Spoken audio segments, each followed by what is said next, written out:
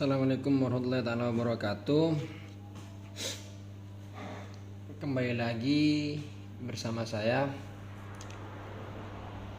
Kali ini saya akan mereview buku Menjerat Gus Dur yang ditulis oleh Bang Firdika Rizky Utama. Sama halnya dengan review buku sebelumnya, pada review buku kali ini saya akan mempresentasikan atau mereview buku dalam untuk menyelesaikan amanah tugas sejarah intelektual dan politik yang diampu oleh Pak Tovan Priyananda Adinata. Mengapa mengambil buku Menjerat Gus Dur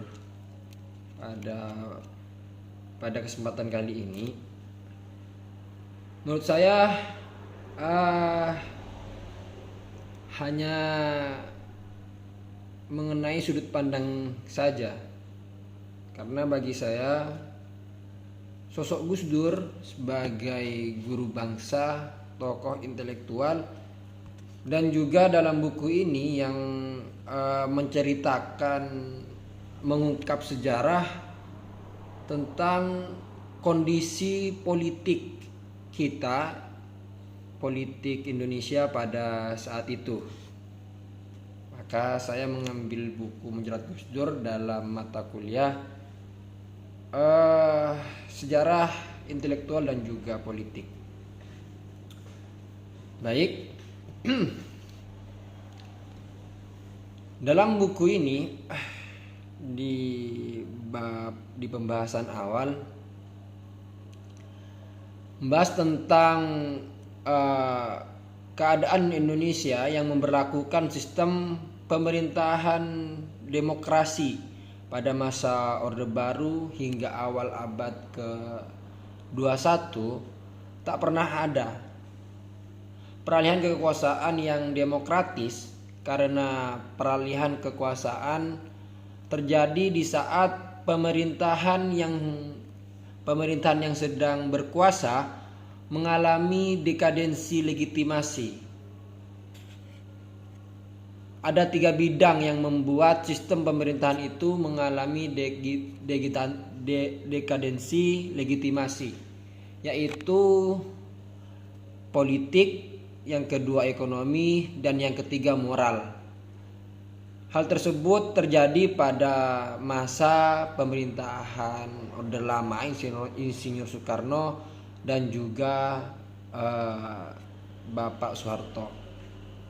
Pada pemerintahan B.J. Habibie, Soeharto yang memutuskan mundur dari jabatannya pada 21 Mei 1998 hingga dimulainya reformasi. Hingga pada masa pemerintahan Gus Dur yang sangat krusial, Gus Dur sebagai presiden pertama yang terpilih secara demokrasi. Reformasi dan cita-citanya yang ingin mewujudkan demokrasi di Indonesia walaupun masih mendapat perlawanan dari anasir-anasir oligarki Soeharto, sisa-sisa kekuatan Orde Baru. Mundurnya Soeharto dalam buku ini disebutkan bukan karena Soeharto sudah ingin mundur, melainkan menarik barisannya golongan Golkar, Partai Golkar yang menarik barisan dari mendukung Bapak Soeharto, sehingganya Soeharto memilih untuk mundur. Maksudnya meskipun aksi mahasiswa pada saat itu sangat besar di Indonesia, tidak membuat Soeharto ingin turun dari jabatannya. Dalam buku ini disebutkan dengan tegas bahwa turunnya Soeharto karena menarik barisan, karena Partai Golkar golongan karya menarik barisan dari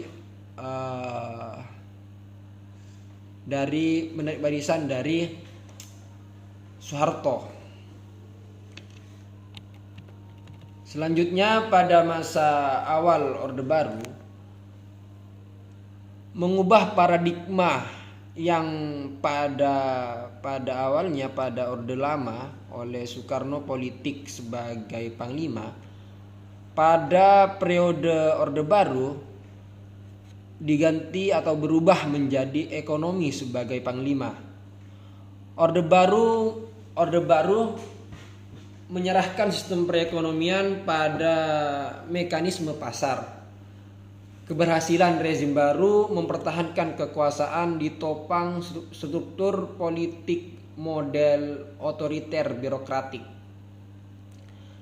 Ketika Soeharto kembali menjabat pada 10 Maret 98, MPR menetapkan kembali Soeharto sebagai presiden dan B.J. Habibie sebagai wakil presiden. Pada saat itu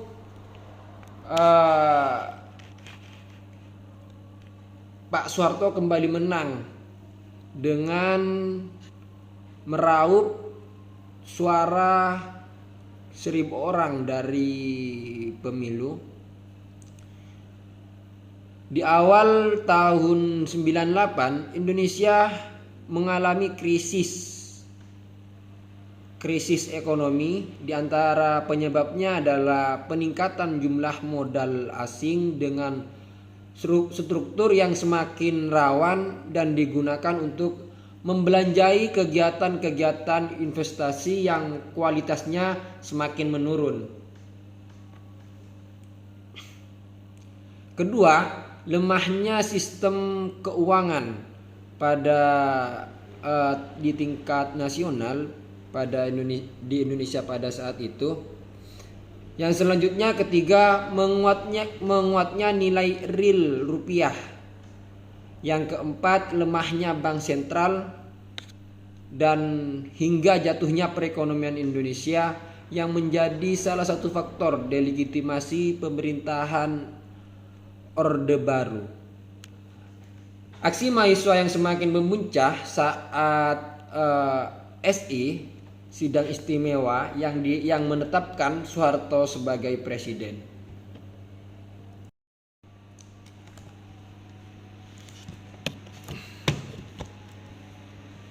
Selanjutnya pada bab 2, pemerintahan B.J. Habibie yang pada saat itu menggantikan Soeharto yang mengundurkan diri. Dalam konteks sisa kekuasaan Orde Baru, ada persaingan 3 kelompok di kabinet Bapak Habibie, yakni kelompok garis keras Wiranto, kelompok Akbar Tanjung, dan juga kelompok ICMI atau Ikatan Cendekiawan Muslim Indonesia yang diketuai oleh Adi Sasono. Akan tetapi kekuatan politik di Indonesia terbagi atas 2 kelompok. Pertama, sisa-sisa kelompok lama. Yang kedua, kelompok pro-reformasi atau kelompok pro-demokrasi. Presiden B.J. Habibie membentuk kabinet reformasi pembangunan dari 36 menteri yang dilantik. Hanya 20 diantaranya merupakan 20 wajah merupakan wajah-wajah lama dalam kabinet pembangunan 7. Jadi dari 36 menteri yang dilantik, 20 menteri termasuk masuk kepada kekuatan Orde Baru. Maksudnya 20 wajah yang masuk pada 36 menteri merupakan kelompok atau sisa-sisa Orde Baru. Upaya B.J. Habibie dalam mereformasi. Tuntutan reformasi seperti penghapusan dui fungsi ABRI, pencabutan undang-undang paket politik Soeharto, yaitu tentang usut Soeharto, pada sidang bulan November tahun 98 hanya diputuskan agar melakukan percepatan pelaksanaan pemilu paling lambat bulan Juni tahun 1999. Pada masa pemerintahan B.J. Habibie, polarisasi konflik terpecah ke dalam 3 arus baru. Yang pertama, kelompok sisa-sisa kekuatan Orde Baru yang terdiri dari militer, Golkar, dan juga para kroni Soeharto. B.J. Habibie termasuk dalam kelompok yang ketiga, yaitu kroni Soeharto. Kedua, kelompok oposisi moderat yang berpusat pada Gus Dur, Amin Rais, dan juga Megawati.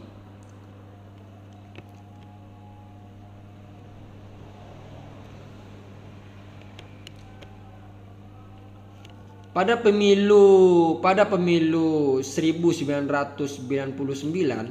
ada 2 persoalan krusial bila kita berharap pada pemilihan umum 99 sebagai agenda reformasi untuk keluar dari krisis.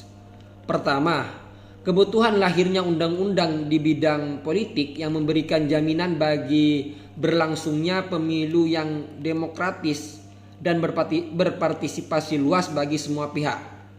Kedua, pelaksanaan pemilihan umum maksimal bulan Juni tahun 1999 seperti yang dijadwalkan oleh Majelis Perwakilan Rakyat. Pada saat itu, PDIP memenangkan pemilu pada pelaksanaan pemilu bulan Juni 1999 dengan 462 kursi yang diperebutkan, dan ada 38 jatah kursi untuk militer sehingga total 500 kursi DPR digabungkan dengan 65 utusan golongan dan 135 utusan daerah sehingga total anggota MPR menjadi 700 orang. Pada saat itu, poros tengah yang sama dengan hasil komunikasi dengan PKB dan juga P3, Amin Rais membentuk poros tengah. Atas nama poros tengah juga, Amin melontarkan ide untuk menjadikan Gus Dur sebagai presiden. Jadi pada saat itu bukan serta-merta Gus Dur mencalonkan sebagai presiden, namun lewat Amin Rais yang membangun poros tengah, beliau mengeluarkan atau melontarkan ide bahwa Gus Dur dari poros tengah yang akan menjadi calon presiden. Saat hubungan Megawati dan juga Gus Dur tak menunjukkan tanda-tanda membaik, Amin Rais malah justru bersuara lantang mendukung pencalonan Gus Dur sebagai alternatif. Dalam pemilu tersebut, Gus Dur memenangi pemilu. Gus Dur berhasil mengalahkan Megawati dengan meraih 372 suara, sedangkan Megawati hanya 313 suara yang termaktub dalam ketetapan MPR RI nomor 7 1999. Selanjutnya, ketika terpilihnya Gus Dur menjadi presiden, setelah mengucapkan sumpah kepresidenannya, Gus Dur menyatakan, kita harus mempertahankan keutuhan negara kita di hadapan negara lain yang terkadang menganggap ringan perasaan dan harga diri kita. Dari ucapan atau ungkapan Gus Dur yang Gus Dur katakan pada saat itu. Karena kondisi Indonesia pada saat itu lagi dalam masa reformasi, sehingganya kekuatan atau dalam bidang keamanan Indonesia sangat melemah. Maka dari itu yang dimaksud Gus Dur adalah kita harus memelihara keutuhan kedaulatan bangsa. Itu yang lebih utama. Saat pemerintahan Gus Dur dimulai dengan mewarisi berbagai konflik sebelumnya yang terjadi pada Orde Baru dan juga B.J. Habibie yang tidak mampu menyelesaikan tuntutan reformasi, seperti eskalasi Aceh dan juga tuntutan otonomi khusus oleh berbagai provinsi. Kompetisi atau persaingan, kerjasama dan konflik mewarnai pada masa pemerintahan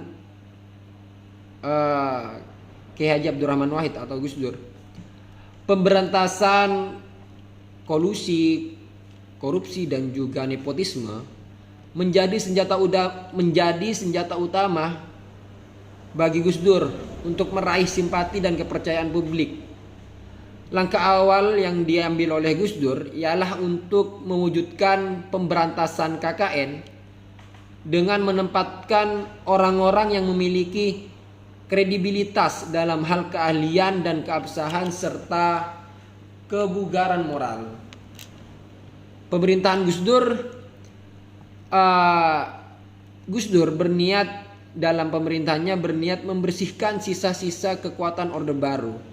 Dalam pemerintahannya, Kabinet Persatuan Nasional ini mengalami 2 kali pemberontakan, yaitu pada bulan Agustus tahun 2000 dan juga 1 Juni tahun 2001. Kritik tajam yang dilakukan masyarakat ketika Gus Dur jadi presiden karena menempatkan orang yang keahlian jabatannya tidak sesuai. Ketidaksesuaian antara keahlian dan juga jabatan yang terjadi dalam kabinet Gus Dur dipahami sebagai terobosan untuk menjawab masalah tersebut. Jabatan menteri adalah jabatan politik, bukan jabatan karir, sehingga menjadi dasar pertimbangan, bukan semata-mata keahlian yang dimiliki oleh seseorang. Reformasi di era Gus Dur. Langkah reformasi pemerintahan yang pertama dilakukan oleh Gus Dur ialah membina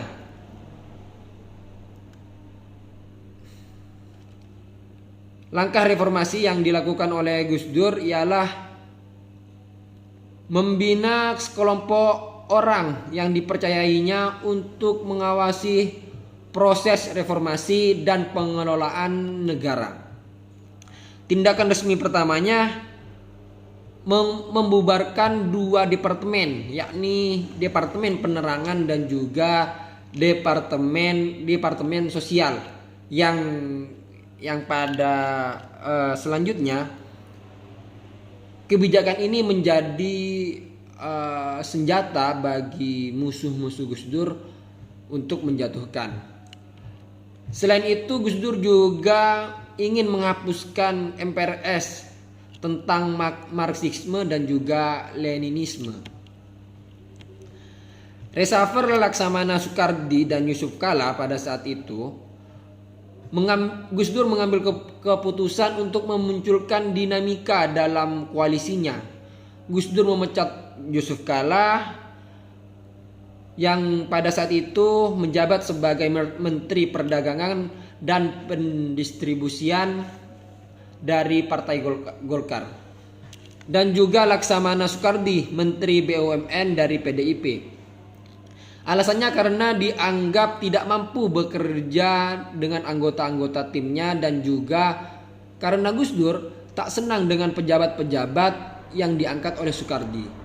Namun laporan di media massa menyebutkan baik Yusuf Kala dan Laksamana Soekardi ternodai korupsi. Sehingga pada akhir Juni tahun 2000, 1 bulan sebelum Gus Dur memberikan jawaban atas hak interpretasi DPR, ia membuat rilis daftar-daftar musuh politiknya yang berupaya melengsarkan Gus Dur sebagai presiden yang berjumlah 40 orang. Jadi pada saat itu Gus Dur sudah mengetahui bahwa dirinya akan diserang.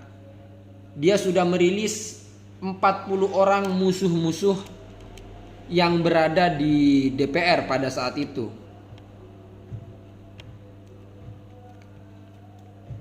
Beberapa minggu pasca pemecatan Laksamana Soekardi dan juga Yusuf Kala, terkuak skandal yang sangat merugikan bagi Gus Dur. Hal itu ialah yang biasa kita kenal, atau jika teman-teman juga baca, Buluget dan juga Bruniget yang dituduhkan kepada Gus Dur. Kasus Buluget dan juga Bruniget perlu direspons secara politis oleh Partai Golkar yang dalam perkembangannya 236 anggota DPR mayoritas adalah dari Golkar, dan PDIP berinisiatif mengajukan pembentukan pansus penyelidikan skandal tersebut. Gus Dur malah mempertanyakan keabsahan dan kewenangan pansus yang memeriksanya yang tertera dalam keputusan DPR tersebut. Pansus tersebut terdiri dari 50 anggota. Gus Dur berpendapat keberadaan pansus tersebut tidak legal karena Gus Dur sendiri sebagai presiden sah pada saat itu tidak mengetahui dan tidak melalui Gus Dur. Dan alasan lain diantaranya ialah terkait erat dengan sistem parlementer dan pembentukan pansus itu belum diumumkan di berita negara. Dokumen perencanaan sebelum memutuskan membentuk pansus, beberapa elit politik merancang sebuah rapat yang dilatar belakangi pemecatan Laksamana Soekardi dan juga Yusuf Kala. Golkar mendapat teman untuk mengkritisi Gus Dur, yaitu PDIP, karena Yusuf Kala dari Golkar dan juga Laksamana Soekardi yang dari PDIP. Titik temu kedua kekuatan besar itu tercatat dalam sebuah surat laporan yang bersifat rahasia pada tanggal 3 Juli tahun 2000 yang ditulis oleh Priyo Budi Santoso yang ditunjukkan kepada Akbar Tanjung pada saat itu. Surat itu merupakan sebuah notulensi daroh pertemuan terbatas pada bulan Juni 2000 yang dilaksanakan pada malam hari di kediaman Arifin Panirogo di Jalan Brawijaya. Rapat tersebut membahas kemungkinan menjatuhkan Gus Dur pada sidang MPR di bulan Agustus melalui mobilisasi massa di Jakarta. Jadi turunnya Gus Dur sudah direncanakan dengan sangat matang oleh beberapa anasir-anasir dari dua partai, yakni Golkar dan juga PDIP, yang merupakan buntut dari pemecatan Laksamana Soekardi dan juga Yusuf Kala dari Partai Golkar. Selanjutnya juga dokumen dari Fuad Bawazir yang tertanggal pada 29 Januari tahun 2001 atau 2 hari sebelum penjatuhan Memorandum 1 oleh DPR kepada Gus Dur. Terdapat surat laporan terkait rencana-rencana yang sudah dilakukan untuk menjatuhkan Gus Dur. Surat yang ditulis oleh Fuad Bawazir untuk Akbar Tanjung menyebut bahwa surat itu adalah satu pelaksanaan rencana semut merah atau yang pada saat itu dikenal dengan Semer, yaitu semut merah. Memorandum 1 rapat paripurna pada 1 Februari tahun 2001 akhirnya mengeluarkan memorandum 1 kepada Gus Dur, yaitu mengingatkan presiden yang dianggap telah melanggar haluan negara. Jadi hal yang tidak dilakukan oleh Gus Dur dianggap serius, dijadikan serius atau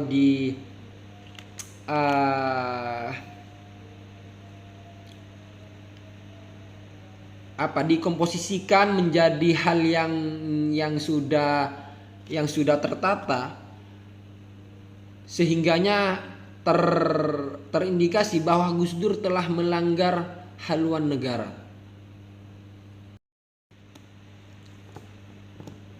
Setelah B.J. Habibie gagal untuk menuntut Soeharto dan keluarganya ke pengadilan untuk tuduhan kolusi, korupsi dan juga nepotisme, bola panas ini jatuh ke tangan Gus Dur untuk mengusut dan mengadili Soeharto dan juga keluarganya. Gus Dur yang dianggap berkompromi dengan Soeharto dan keluarganya, salah satunya dengan menemui Tommy Soeharto, sehingga menimbulkan kecurigaan di masyarakat serta kubu yang pro dan kontra terhadap Gus Dur. Selama pemerintahan Gus Dur terjadi dua kecenderungan konflik atas pertarungan kekuasaan. Yang pertama antara Golkar plus militer sebagai sisa-sisa kekuatan status quo pada saat itu, status quo dari Orde Baru, dengan kelompok politisi luar Golkar. Kedua, konflik antara para politisi partai-partai yang sejak awal berorientasi reformasi secara gradual. Memorandum 2 pada 30 April tahun 2001 di DPR memberikan memorandum 2 kepada Gus Dur. DPR yang tidak menjalankan rekomendasi hasil memorandum 1, justru sebaliknya, Gus Dur semakin tidak kompromi untuk mengejar tersangka-tersangka dari KKN, kolusi, korupsi dan juga nepotisme tersebut, yang diduga melibatkan Golkar dan sisa-sisa kekuatan Orde Baru. SI atau Surat Istimewa dari MPR, jarak waktu antara memorandum 2 dengan SI yang semestinya 3 bulan atau paling lambat dilaksanakan pada 1 Agustus 2001 dipercepat dengan faktor yang mempercepatnya ialah pencopotan Kapolri Bimantoro. Detik-detik pembacaan dekret pada saat itu, hari Minggu tanggal 22 Juli tahun 2001, tamu-tamu dan masa menunggu pengumuman dekret. Tepat pada pukul 19 malam, Gus Dur mengeluarkan statement bahwa Presiden tak akan mundur. Presiden meminta fraksi TNI atau Polri menarik dukungan atas percepatan SI MPR. Presiden akan mengeluarkan keputusan penting pada pukul 10 malam. Namun justru yang dilakukan ialah yang dimaksud dengan keputusan penting itu, Gus Dur jatuh, Gus Dur lengser pada saat itu.